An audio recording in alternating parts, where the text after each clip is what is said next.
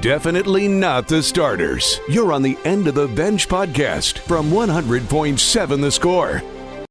I'm Mike Hebert, owner of Cantex Roofing and Construction. Every day is game day, and we'll get it right when it comes to your roofing, construction, windows, and mirrors. Call Cantex Roofing and Construction today. Together, we are one serving you. Welcome back. 100.7 The Score. It is the End of the Bench. I am Rob Breaux alongside David Collier. Lucas White in the building. Always nice to start the show with a little Imagine Dragons. The Astros winning again last night. That was 6-5. We'll discuss that more today. I have some thoughts, some questions, and some concerns. There we are in the First United Bank studio. Visual Edge IT hotline is always open to you, 806-771-0973. You can also hit us up on the Yates Flooring Center chat line. Or find us on the apps. Brought to you by Happy State Bank. Double T 97.3 app, 100.7 The Score app. The website, doubleTSportsNetwork.com, will get you to both of the radio stations. They're on Listen Live. You just kind of click in and pick your station. The chat walls are there as well. Or you can find some articles like Chois Woodman's Big 12 report card, where he grades each team week to week, up and down. You can read Jamie Lent's Big 12 preview and about Red Raider baseball setting their scrimmages to begin this weekend. So you have some red-black scrimmages, and then next weekend they'll be in Round Rock to play Texas. So I could make that trip. That would be... Jamie Lent will be there. Oh, we will? So you'll at least be able to read about the games. We'll teach him how to use a camera. On Saturday. Anybody can do it. Well, not anybody, I've found. Well, you're going to give him a camera and have him on the field. Yeah, why not? Yeah, they might arrest him. It could be a super secret scrimmage. We don't know. Well, I would imagine if people can go watch it, then... We'll see. Yeah. They might make you put your phone in a bag like those shows on Broadway. Not that I've been. Or a high school recital of some sort. Yeah. Because it's being recorded by something else. You can also read about Terrence Carter, Chris Snead going viral. Chris Snead went viral? Or the Texas Tech-Utah game. Yeah, did you see that one? No. Well, you can read about it on doubleTSportsNetwork.com. I'm going to go right now. I'll see you next segment. Well, I can just tell you the story, too. Well, you know what? Go read it. Yeah. Go read it at doubleTSportsNetwork.com. Chris Snead went viral this weekend while officiating Ole Miss, Arkansas. Not as viral as the last time he went viral, but this one was more positive. I don't know that he's seen this article either. I tagged him on Twitter, but... Is that a basketball? Yeah. Sorry. Yes, it is. Yes, it is a basketball. You can also find the high school fan zone there on the website. And lots of pictures of the high school football games of the last couple of weeks. Not every high school football game, but select ones. Right there on doubleTSportsNetwork.com. High school fan zone tonight at 6 o'clock, where you can hear features from Lubbock High, Friendship, and Cooper. And you can listen to the Rangers-Astros broadcasts. The Rangers broadcast 6:30 airtime. The Astros broadcast on The Score. We'll meet right after the high school fan zone ends at 7:30. That's a good read. That's pretty good. That would have been nice if he would have done the James Harden triple step back and shot it. Yeah. So you can go read about Chris Snead on the website. The official. Okay. Texas Tech. Let's do some trivia, David Collier. You ready? Yeah. When is the last time Texas Tech played a ranked versus ranked matchup? Ooh, yikes. Is it somewhat recently? Define somewhat. In the last 15 years? Yes. I would imagine it was. Man, you know what? Tuberville had a ranked team, right? Yes. Was it was it, I don't know if it was. I'll just say Missouri. Okay. A little too far back. Yeah. 2018 at home, West Virginia. West Virginia. When's the last time Texas Tech played a ranked on ranked matchup on the road? That Cliff again. Would that have? It wouldn't have been 18. Would it? No. Okay. So it had to be. It was probably Cliff's first year then. 13. Yeah, 13. Yeah, I'm not sure. They were 7-0. Yep. Ranked number 10, I believe. And they went to Norman, who was ranked, I believe, 17th. Oh, we're back to the good old days, And lost 38-31. You also lost to West Virginia. Oh yes, I'm well aware So of how things went after 7-0. You lost the next 5. Yeah. So since 2018, David Collier, when Texas Tech and West Virginia played a ranked versus ranked matchup, the Red Raiders' last ranked matchup, how many times has Utah played in a ranked versus ranked games? I'm going to go 8. Lucas, would you like to venture a guess? 3. 12. Ooh. Now, a bunch of those were in that 1 year in the Pac-12 where the esteemed AP voters were like, man, we feel bad for the Pac-12 dying. Just everyone's ranked in the Pac-12 now. So they played like 6 or 7 in 1 year. But still. But Utah... Which means they won a lot of them if they were ranked for 6 or 7 of them. Yeah, well, they lost a few where the other teams were ranked higher. Yeah. I think they're about 500 in those ranked matchups. They didn't win them all, obviously. But for all intents and purposes, Utah's had a better football program than Texas Tech in the last 20 years. Yes. I don't think we're going to argue that. A lot of that is Kyle Whittingham. Who's been there for 21. Who built on the foundation of Urban Meyer. Which is amazing that Urban Meyer was there that long ago. It is in some respects, but it's also kind of crazy that Urban Meyer was the one before Kyle Whittingham. Because it feels like there should be other coaches in between. Yeah. But Kyle Whittingham has been there so long. Because you then have Urban Meyer to Florida, retire to Ohio State, retire to the Jacksonville Jaguars, retire to Big Noon Kickoff. All of that has happened, and Utah's had one coach. It's full circle. He's back in Salt Lake City, and he's going to... Do they pick on Big Noon? Sorry, I don't get to watch these shows. Yes, they do. It's the same format as... Oh, okay. Except there's no... Not a big Noon guy. Money kick. I'm not a fan of the majority of the people on there for obvious reasons. We'll continue to talk about Utah, Texas Tech today and more. Or any of them. Score. Playing time is not required. This is the End of the Bench podcast from 100.7 The Score. Welcome back. 100.7 The Score. It's the End of the Bench.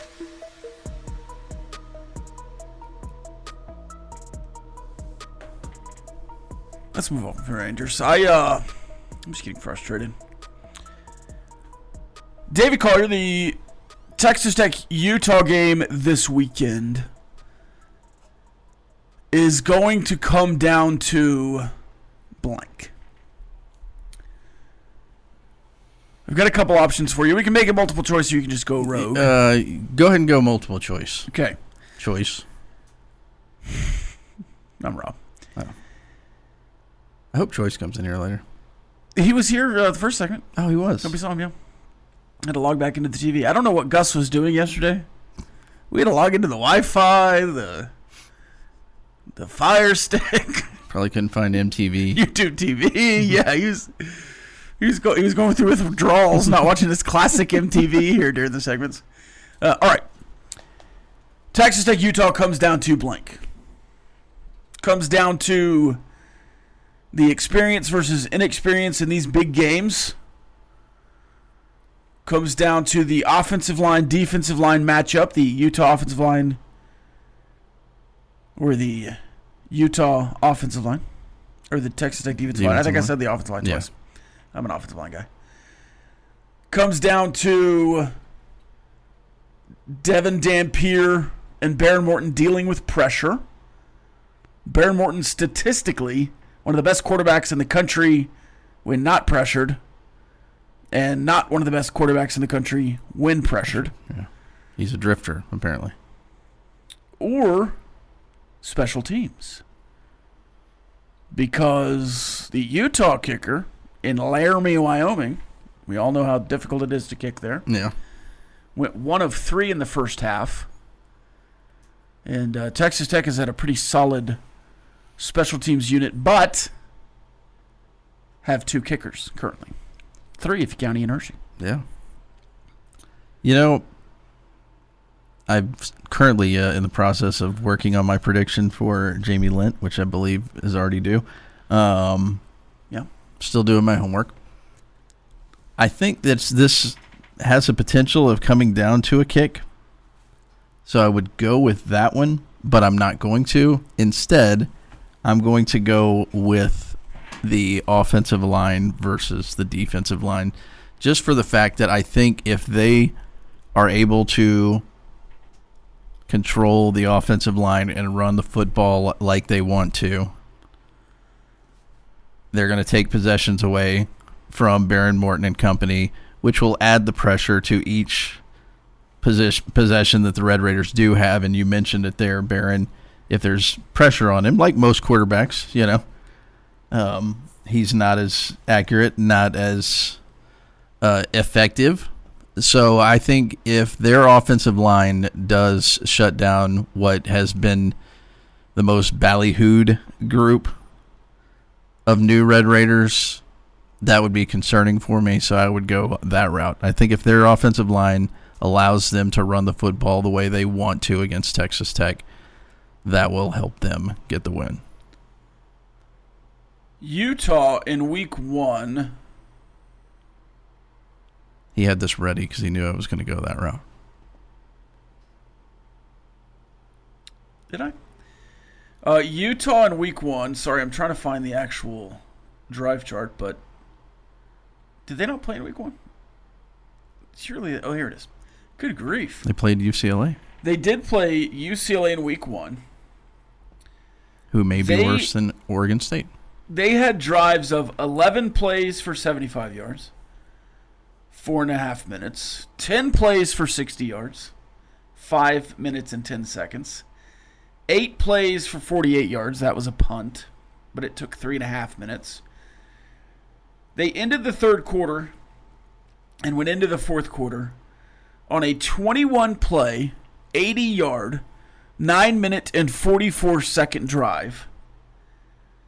They followed that with a 10-play, 81-yard, 4-minute and 49-second drive. Their fastest drive of the day was a 4-play, 29-yard drive after a turnover. How long did it take them to run 4 plays and go 29 yards? Let's see. I'm going to go 1 minute and 46 seconds. Now, they were up 36-10 at the time. So they're just milking it. But a full 2 minutes and 8 seconds. Yeah. I had 2, and I was thinking I'll go a little bit under. At the end of the game, for the final 4 minutes and 32 seconds, Utah killed the clock. Yeah. 6-yard run, 3-yard run, 16-yard run, 4-yard run, 5-yard run, 3-yard run. Now, kneel down. Do I think they're going to do that against Texas Tech's front seven? Probably not as effectively as they did against their first 3 opponents. But since that's the question you asked, if that is the battle that I have to choose, it would be the defensive line has to put pressure on Devin Dampier and has to stop the run. Because if you don't, I don't see how you win that game. I think the Texas Tech defense will give up points in the first 3 quarters. I think they will as well. For the first time this year. Yes. I think that's going to happen. I'm not delusional. But just for the sake of going through it, I want to go through this 21-play drive. Okay. Because it was actually 90 yards. Because the first play was a holding call. Hey, the Red Raiders had a 94 they did. yard drive. And it didn't take 10 minutes. No, it didn't. So they go 7-yard run, 4-yard run, 11-yard pass, 8-yard pass, 6-yard pass, 6-yard pass, 4-yard run, 3-yard pass, 6-yard run, 6-yard run, 2-yard run, 6-yard pass, 3-yard run, 1-yard run, 8-yard pass, 4-yard run, 4-yard run, incompletion, minus 1-yard run, 2-yard touchdown run. So at the goal line, they got a little tough. Yeah. But it just feels to me, right, that Texas Tech is going to be better at defending the big play, which I don't think Utah is good at executing the big play. Yeah. But can you stop the nickel and dime? Yeah. Because I think Texas Tech football and their defense this year is going to be really good at limiting the 6-yard play or the 12-yard play or the probably should have been a 4-yard play that's really an 8-yard play that the defense has given up over the last however many years. I think they're going to keep those 4-yard plays. Yeah, but 4-yard plays get first down. Yes, you got to run 3 of them. Yeah. So can they create... Which is exactly what they would prefer to do. Can they create some of those opportunities against this offensive line and get some sacks? Yeah. And against a mobile quarterback, not allow him outside the pocket with maybe a twist or a stunt where he can get outside. I don't know. We've not really seen it, but we've not seen this defense either in these parts. Yeah. So I think I would agree with you that I think special teams will be important. Yes. I think the experience of these types of games will be important, and the edge there goes to Utah. I think the edge in special teams goes to Texas Tech. But this often, and then pressure, I think that's a wash. I think Barron Morton will struggle against their pressure. Yeah. I think they're pretty good at it. They have been. But I also think that he'll also have some really big plays and clean pockets. So I think that's a wash. But I really do think it could be just as simple as who's more successful. Their offensive line sustaining long drives or your defensive line blowing up sustained drives. Yeah. I think that's why I'm more on board with that than anything. Devin Dampier is kind of due for a turnover as well, right? He has 0 turnovers. After having 12 interceptions alone last year? Seems like he's due. I'm going to look up his interception percentage. Because I don't think he had more interceptions on less attempts. More after this, 100.7 The Score. Definitely not the starters. You're on the End of the Bench podcast from 100.7 The Score. Welcome back, 100.7 The Score. It's the End of the Bench. Just to finish that, last year, Barron Morton,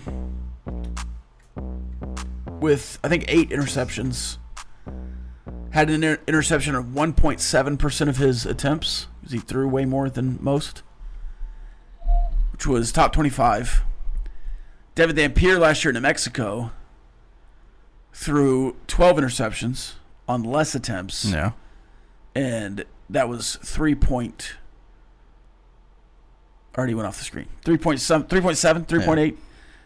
attempts per interception. And that was like nearly dead last of qualifying quarterbacks. Like 98th out of 100. That's not good. It's not great. Yeah. It's not great. So I think I'm not generally a time of possession guy, but I do think that is going to be a good indicator of success. Obviously, points per drive is going to be important if you have less drives. I don't think you're going to score more than 48 for a third straight week. But you're also going to have to be in a situation where maybe, you're going fast. You're 25th in the country at 23.7 seconds per play. So you're cooking. You're moving. Nearly the fastest in the Big 12. Baylor is top 5 fastest. Do you want to know who the fastest team in the country is? I would just go with USC. Well, Florida Atlantic. Okay, yeah. 18.7. Same thing. West Virginia is actually really fast at 19.9, which kind of surprises me. Versus the style clash of Utah, which is 60th in the country at 26.4. So a little faster than I thought, actually. TCU has slowed it way down at 26.8. But basically, Utah and Iowa run a similarly paced offense, just to put it into context. That's your type of football, Rob. Utah, Georgia, Big Ten Rob.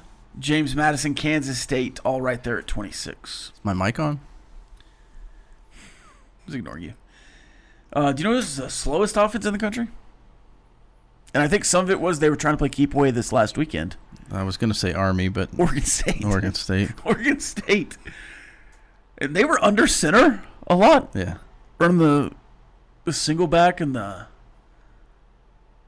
pro style offense. That was a really interesting game plan from Oregon State. And I honestly think it would have worked Had they not been playing. Had they not been just so overwhelmed by talent. Yeah. Had they not dropped a lot of footballs. And dropped a lot of footballs as well. A lot. I think Oregon State obviously was going to lose this Texas Tech game. Yeah. But I think they're going to win some games. They'll lose this weekend. Yeah. They play Oregon. Mm-hmm. But I think they're going to acquit themselves decently the rest of the way. Now, they play a more difficult schedule, I think, this year than they did last year. But they shouldn't have lost the first 2 games. Especially that second game they played. They should not have lost that game.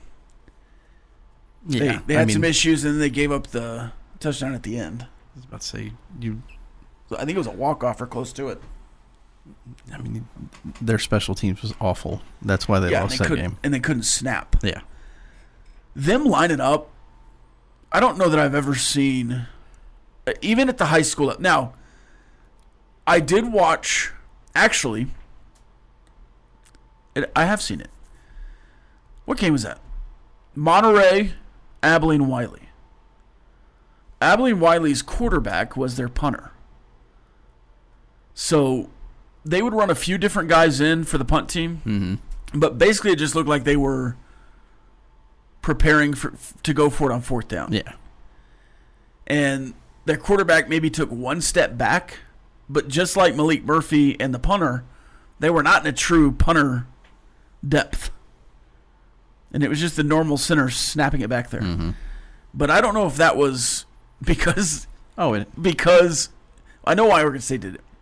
I don't know if Abilene Wiley's doing it because they want to create the illusion that they might always go for it. Oregon State was like, we have no deep snapper. Our center can snap it at least this far. Let's just try it out. Kenny Perry said he hadn't seen it since high school, and they were not prepared for it in any way, shape, or form. Why would you? Exactly. It was like I'd never seen that in college.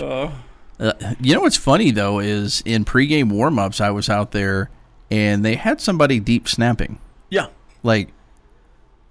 There was somebody there that clearly wasn't doing it well enough in pregame that they... Do it live. Yeah, we'll just... center's just going to snap. All right, Lucas, let's run through these days, but we don't need the bumper because we went along there. It is National Pet Bird Day. International Country Music Day, and I believe this is a photo of Brad Paisley. International Country Music Day. That's kind of weird. National Apple Dumpling Day. National Monte Cristo Day. You like a Monte Cristo? Yeah. What Okay. was the restaurant? It's like a white house. Downtownish, Lubbock, long time. Guardskis? Garchies? Yeah. They had a great Monte Cristo. They did. All right, any birthday? Oh, it's National Shuffleboard Day. Go to the Robin's Nest and play some shuffleboard. No free ads.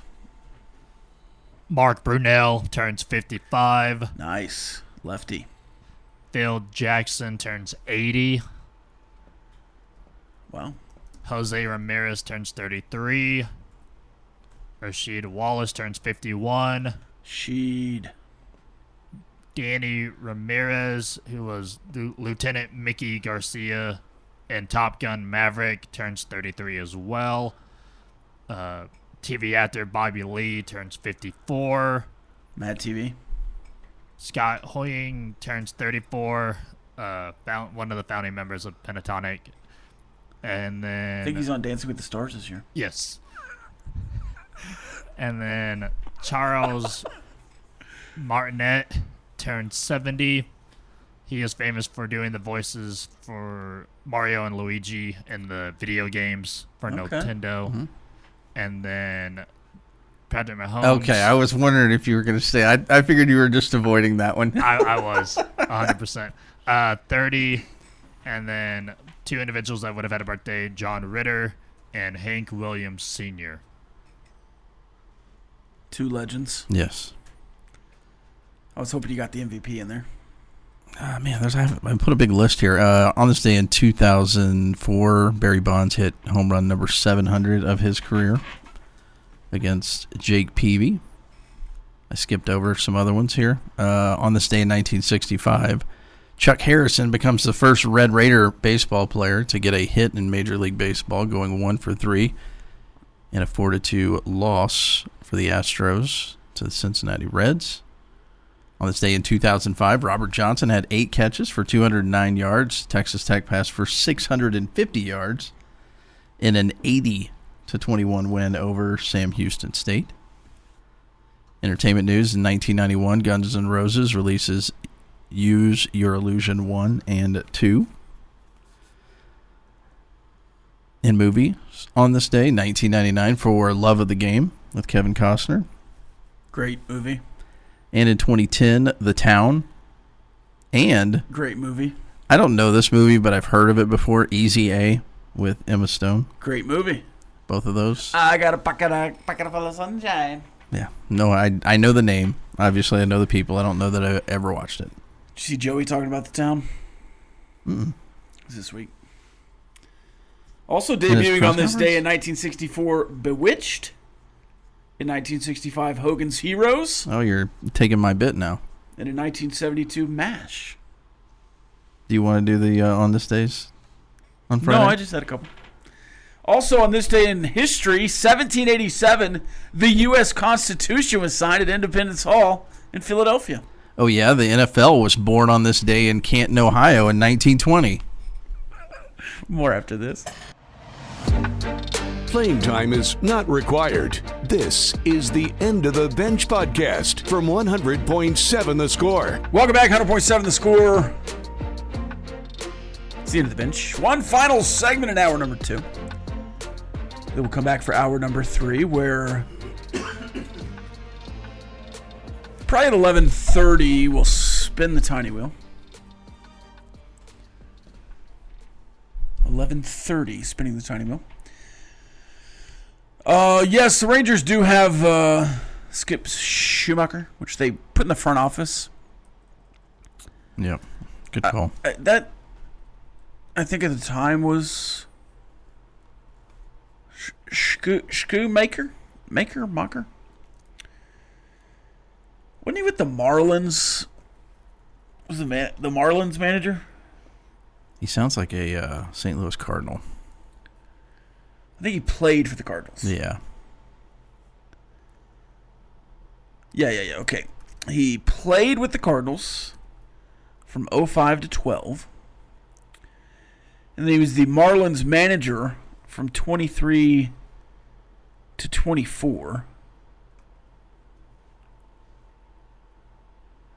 And was the NL Manager of the Year in 23. The Marlins, historically bad. Okay, he didn't get fired from the Marlins. He resigned due to a family emergency. And then didn't return. He is a senior advisor to the president of baseball operations. Sounds like a coach and manager in waiting type of job. Yeah, they made up Yeah. a job for him to Yes. come in and be there. I think the Rangers certainly underperformed this year.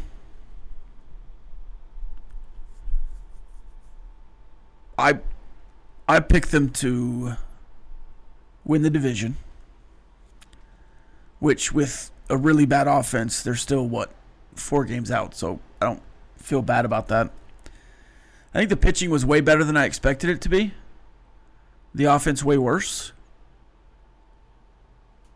And I honestly think if you get some fresh blood in there, maybe somebody who has a little bit of zip, some fire, wake up the clubhouse a little bit. Sounds very ageist of you. Maybe a new... Well, I was talking about on the roster. Oh, I thought you meant in the managerial position. Sorry. No, the team is just kind of boring. They had some fire in the last couple of weeks with all these young guys, but...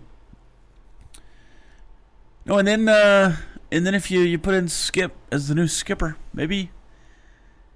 So I think you don't look at the Rangers right now, Collier. You might, but I don't. Do you look at them right now saying, yeah, burn it down, start over? No. Right? I mean, DeGrom, Eovaldi, Leiter. That's a really not like solid foundation. 14 games out. Eovaldi and DeGrom are probably nearing the end, but should have a couple of years left. And then this lineup, you take 5 or 6 of them into next year and say, surely they don't have career bad years twice in a row, right? Right? Right? Yeah. So, I don't know. And if you could keep Mike Maddox and, involve Greg Maddox like you do in the spring, and then get a different hitting coach, I think Skip slides right in. And if you wanted to keep Brett Boone, that doesn't bother me. All these guys have personal hitting coaches anyways.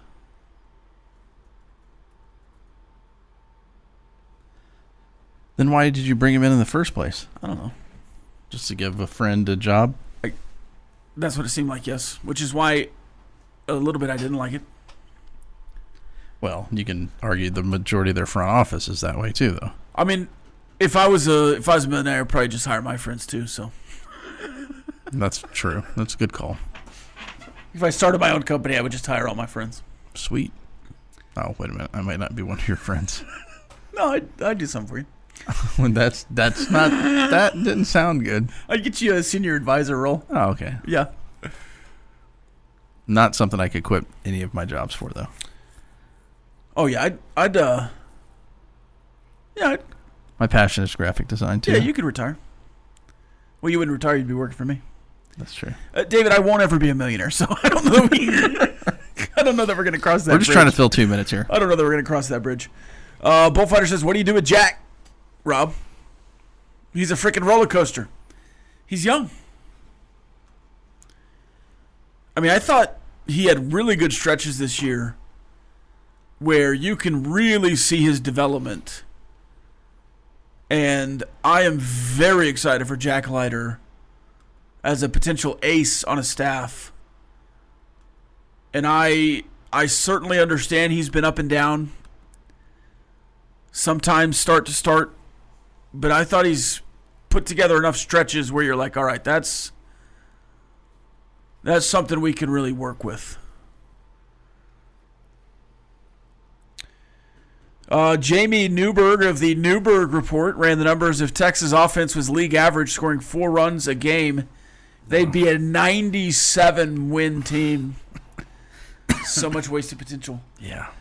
Yeah, if there was a stat that if they had just won or scored 3 runs. 3 runs. Yeah. In like 20 games. Now, generally when you start doing these stats and whatever, it's like, well, yeah, no, duh. If you had the best offense in the league. If you were average. If you were average, yeah. If you were slightly below average, you'd be one of the best teams in baseball. But you were absolute dog water. And you have a 2-time World Series MVP, multiple All-Stars, former All-Stars. You have a guy who hit 300 on the World Series run. You have one of the brightest prospects in baseball, Wyatt Langford. Mm-hmm. And an ALCS MVP that said he was going to hit 50 home runs this year. Which I think he changed his swing, and that's why he was so bad. Why did he change his swing? Because he wanted to hit 50 home runs. It's typically how it happens. Feels a little selfish to me, but I think a lot of teams want people to hit 50 home runs. I'd rather you do what you've been doing, hit 280 and help the team, than try to hit 50 home runs, hit 20, and strike out at an electric rate. Now, if you say you're going to hit 50 home runs and you hit 50 home runs, that's another thing. Yeah. But if you miss the mark by 35, you're not helping the team much. Point taken. So close, though. So close. Cade Horton. I mean, would you say Oklahoma? Would you say that Texas Rangers are 2 bats away in a free agency signing in the pitcher world, and you're really cooking? I would think so. I mean, Right? Catcher? Yeah, catcher would be. I don't know necessarily a priority, but I mean, not not everybody is relying on a catcher to be a bat, right? Sure. I mean, I would give more days to Higashioka, and then I think Haim time is over. What have you done for me lately? Well, really ever. He was good for 2 months maybe at the end of the World Series run. Seems like a good time to be good. He was awful in the playoffs, if I remember correctly. The hair, though. Oh, he cut that off. He did have great hair. You know great hair. That's what they've said. I just did. You're they.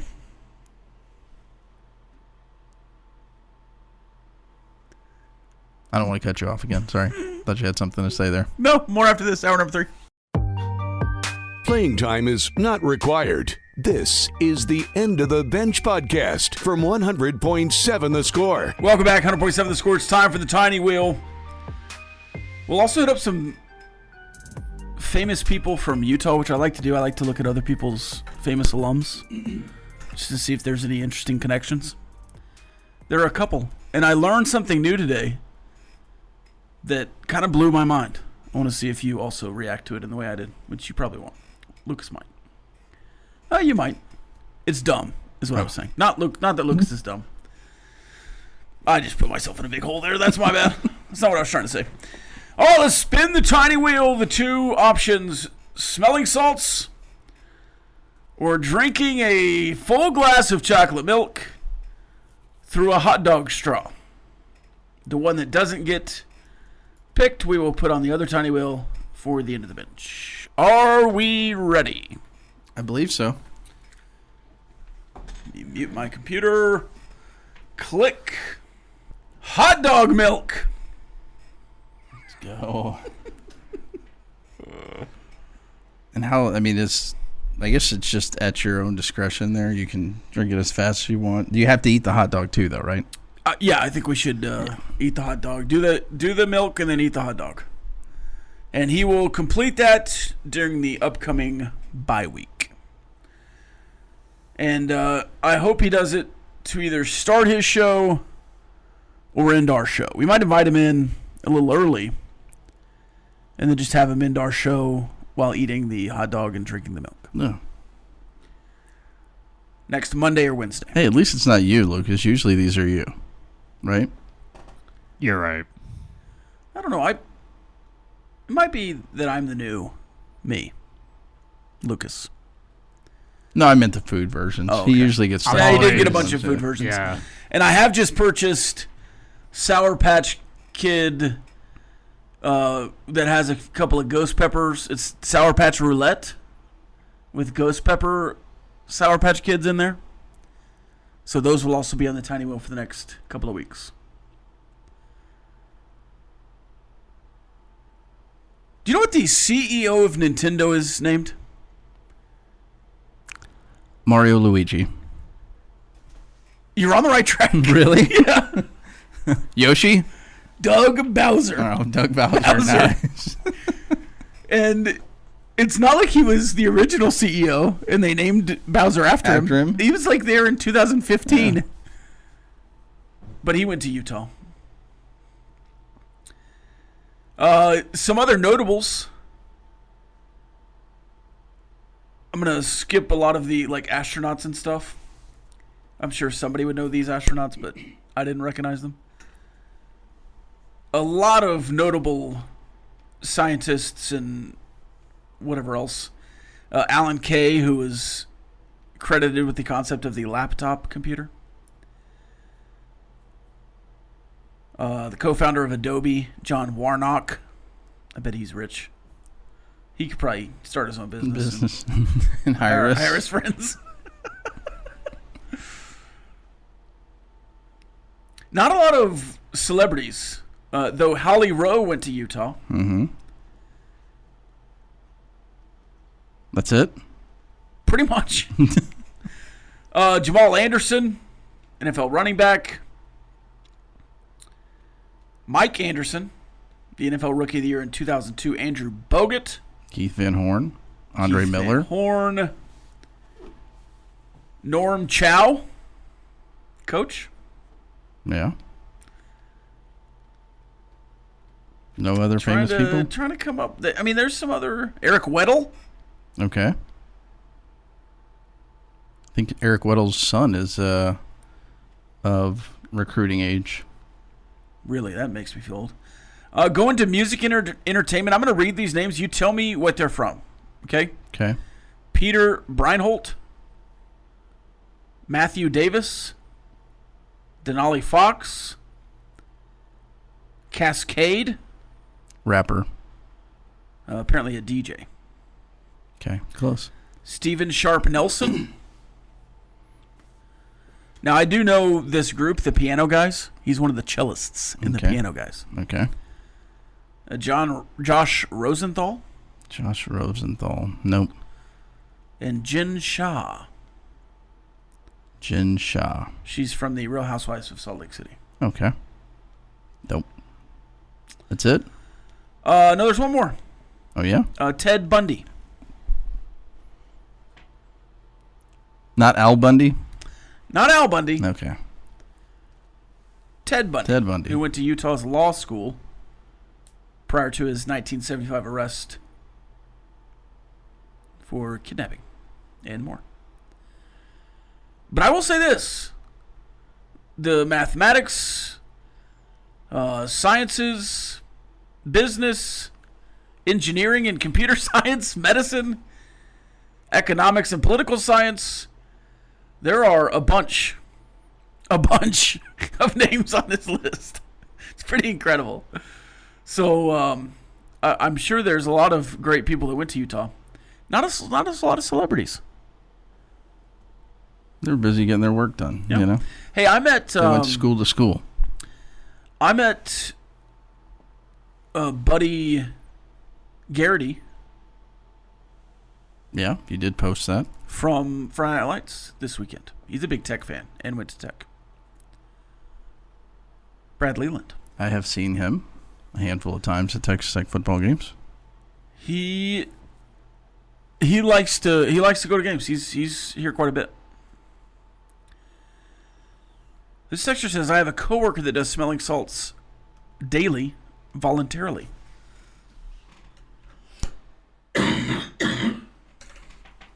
Like, instead of his morning coffee? Before a big meeting? Like, when are you doing smelling salts? I don't know what kind of job this texter has.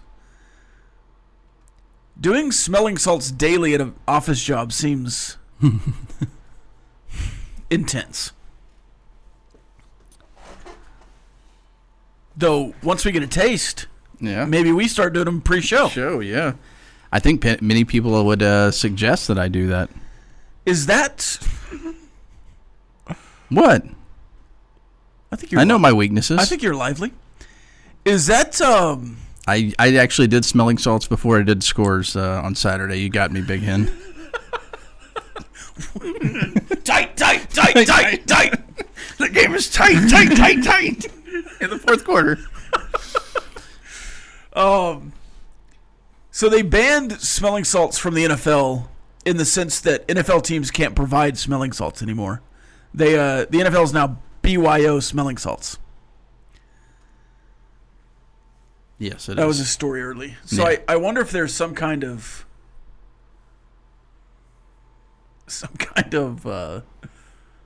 like health risk that they were. I would imagine that would be why the NFL passed on it. Yeah. This same guy does also large amounts of coffee. Maybe he stays up to the wee hours of the morning and doesn't get enough rest. I too can vouch for that. Large amounts of coffee, maybe a energy drink of some sort afterwards. I drank a really big Red Bull today. Though, I think the bigger Red Bulls, per capita is not the right word, but it gets the sense. Less caffeine per capita than the smaller ones. Yeah. In fact, I think it's about the same caffeine for a 8-ounce or a 20-ounce. Really? Maybe like 30 milligrams difference. That's probably a good thing, though, to be quite honest with you. You probably don't need that much caffeine. Says a guy that drinks coffee all day. They didn't have the size I normally get. I usually get the medium one, or the 12-ounce, and they just had like the 8-ounce. I was like, well, I'll just get the big one, and then I grabbed it. And I was like, well, this is like a tall boy. That's a lot. Not quite as big as the Monster BFC, but yeah. See, I can't go that route. I can't drink the small Monster. Yeah. But there's absolutely no way I can drink that massive Monster. No, it took probably took a good 2 hours to finish this thing. I'm still going. Half cup left. Final segment, Ask the Benchwarmers. Get your questions in. 100.7 Score at the end of the bench. Playing time is not required. This is the End of the Bench podcast from 100.7 The Score.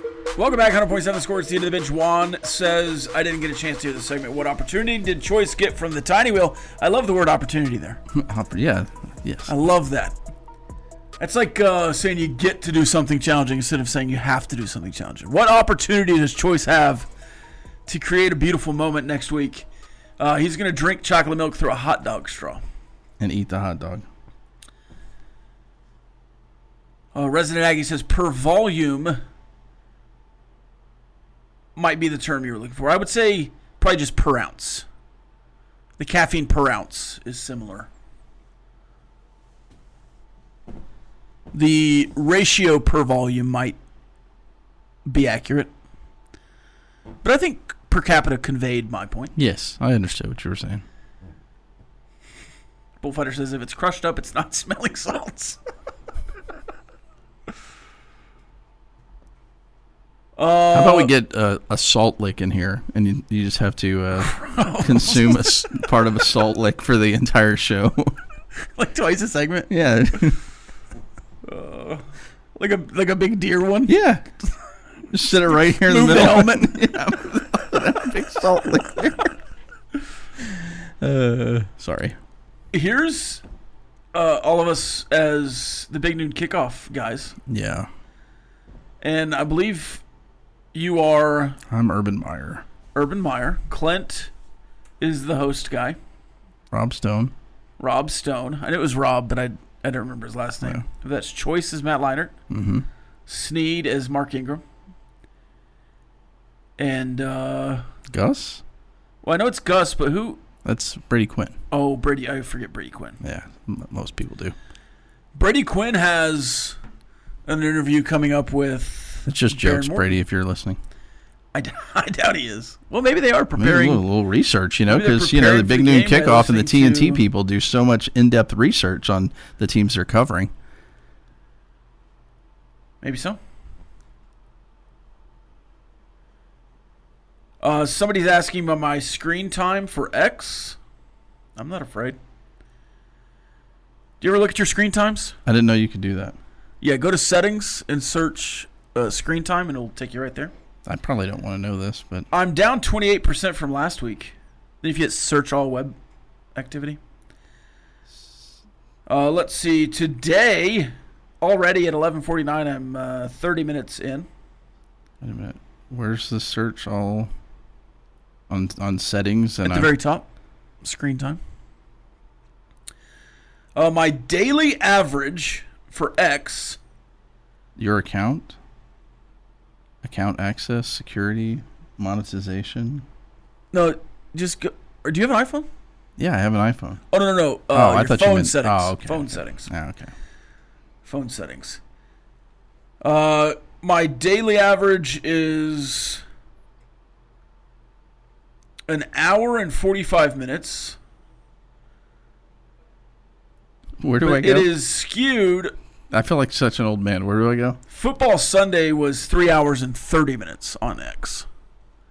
Yeah, so just scroll down a little bit. Okay. No, the other way. Oh, screen. There we go. Screen time. Oh, there it is. And then the big box at the top, it says see all apps. Okay. Then you can click on Twitter and then go to week. Yeah, so daily average is about an hour 45. Oh, I feel much better about myself then. What's yours? 21 minutes. Maybe that's just today. Yeah, Is that- that's today. And then you... Oh, keep going. Yeah, I don't want to do that. We'll get to the bottom of it. Benchwarmers, the Big 12 football conference wants Yeah, a panel we're of not bozos for the big game of the week to promote Mine's the about 5 conference. hours Oh, okay. I feel really good then. Daily or for the week? for the week. Yeah. I think my week was like 7 hours, but again, 3.5 on football Sunday. So I basically have it while I'm watching the game. Yeah. I would assume my Saturday, I didn't go back to last week, but I would assume my Saturday might get to like 10 hours on X. Just having it open during games, tweeting, working. My betting apps are about 8 hours a week. That's impressive. I also would say it's probably low on mine. I'm probably more closer to 2.5 or 3 because I also have it up on my desktop. Yeah. I think that would skew it, right? Because I have it up open at work. Yeah. Also, I don't know if this texter is trying to get at me for being on Twitter too much, but Is that your mom? it's my job to tweet. Yeah. So like, if people always say that, like, "Oh man, you tweet so much." I've got like 55,000 lifetime tweets. I'm working. I also tweet on different accounts. I'll tweet from Double T. I'll tweet from assorted accounts. I don't have any burners per se. But if you think I tweet a lot from my own segment or my own account. The Big 12 Conference wants a panel of bozos for the big game of the week to promote conference games. Who would you put on your panel to represent the conference? You know, there's some notable former Big 12 players that are in media. I would not put RG3 on the panel if you're... He was one I was thinking of, but I don't think I would either. And I defended him before, what was that, the Baylor-Auburn game? Mm-hmm. Him and Benetti are not a great fit. No. I love Benetti, Yes. And I think also RG3 in the afternoon is not a good fit. Like, I want RG3 on the Big 12 After Dark games. That's where I think he fits. Yes. And put him back with Mark. And maybe know the name of the quarterback of the college he went to. Yeah, that was rough as well. Big 12 people. I like the crew on TNT, Lefko and Takio and And Victor I didn't watch Cruz. any of that because They've been pretty good. Yeah. I like D'Souza, who's on the Big 12 studio show. Have you seen any of that? Mm-mm. He's pretty solid. So I'd get him as the host because he's familiar a little bit at least.